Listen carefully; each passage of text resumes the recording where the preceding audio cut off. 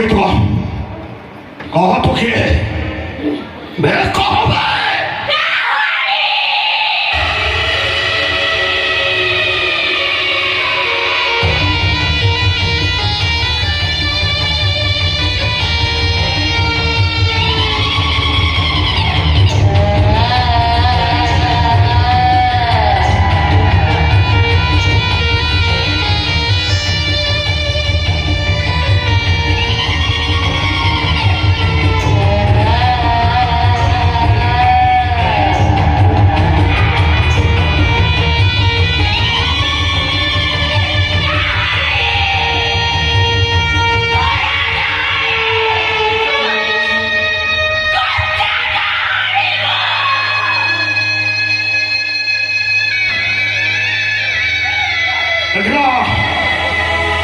भाई भोले माने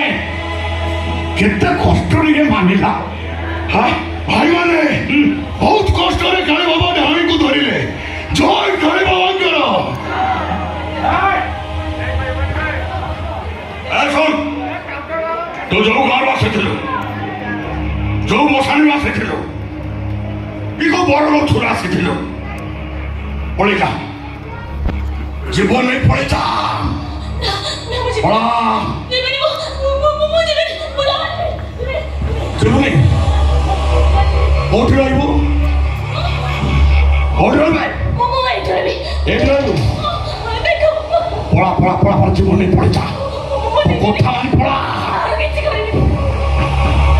करबे कार जब केते करबे मुझे भी बैठ रहबे एठ रहइबो हां हां मैं रहबे एठ रहइबो हां मैं रहबे हां बढ़िया जगह पाइछु एठ रहबे